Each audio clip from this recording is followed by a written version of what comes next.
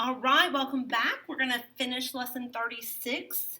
We're going to talk about critical numbers. That last problem that we did yesterday might have been a little bit, it's like, whoa, I need another one. And of course, you do. You need another one.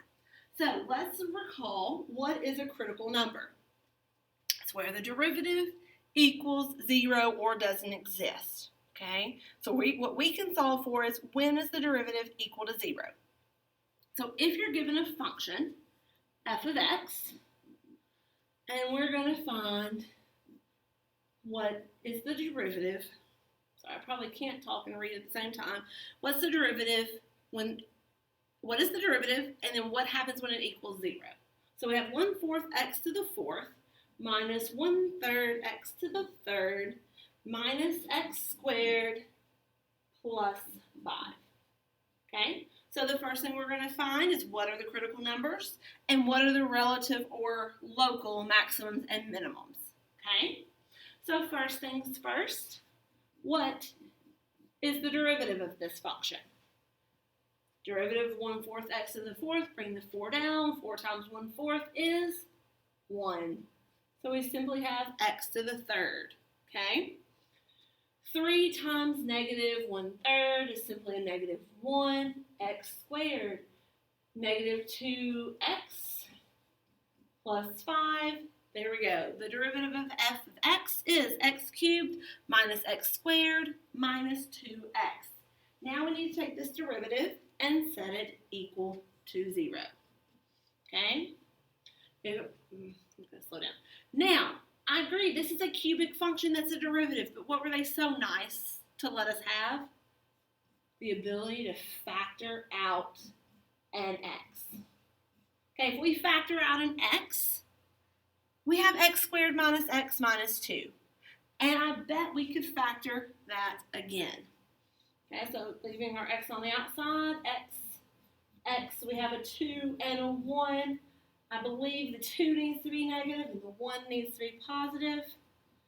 Here we go. We have factored a function, a cubic function. Now we need to know, where does x equal 0? We're setting all of these, even the x equal to 0. So now we have x would equal 0, that's that one. X would equal 2, or x would equal negative 1. We have how many critical numbers? We have 3. So our critical numbers are x equals 0, x equals negative 2, and x equals negative 1. And now we're going to plug these in, which I'm going to do in my calculator because it's easier. All right, let me clear all of that out.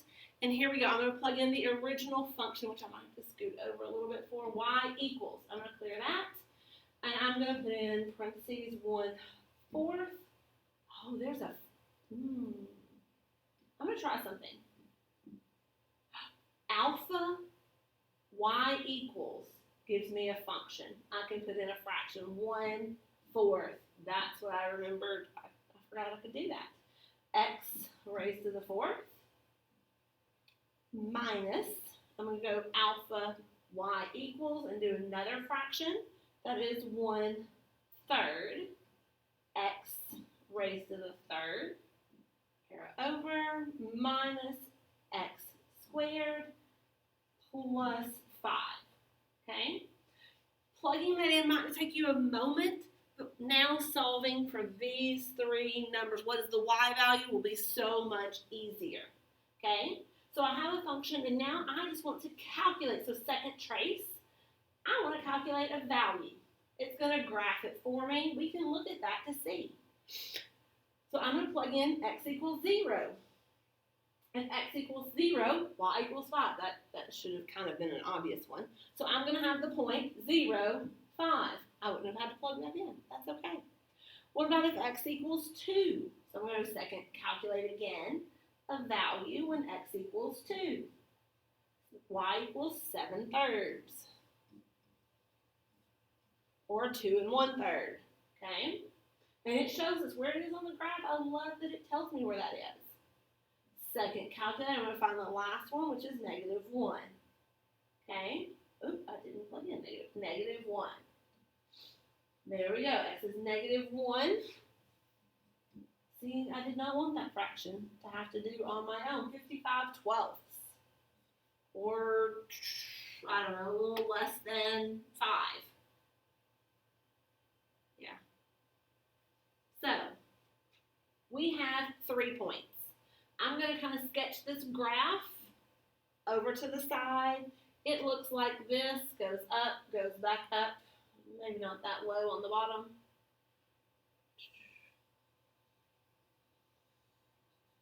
Okay, at 0, we're at 5. That's a critical point. Question is local minimums and local maximums. This was a -1, and then this is somewhere lower, and this is, actually this one is higher. It doesn't, this is a 2. Where are your local maximums and local minimums? This 0, 5, is it a maximum or is it a minimum? It's a maximum. What about 2, 7/3? It's a minimum. What about -1, 55/12? It's a local minimum. Okay? Minimums are on the bottom, maximums are on the top. Okay? Calculator, use it. It's okay. Critical numbers are 2, 0, and -1. Our maximum and minimums, they're listed right there. First thing you do is find the derivative, set it equal to 0. Do we need a list steps that we do to find critical numbers?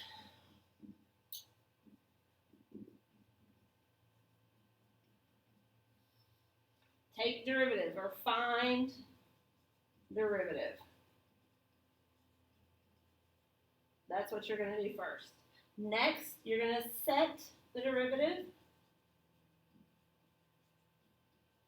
equal to 0 and solve for x. That will give you the critical numbers. Okay? You're done with critical numbers. Now if you're asked to find the local maximum or local minimums, let's scroll just a touch.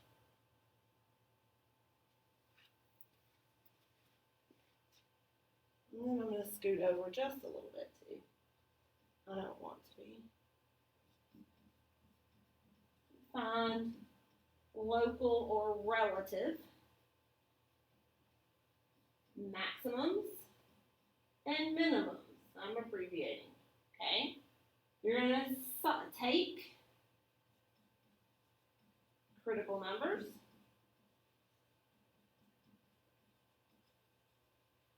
and plug back into the original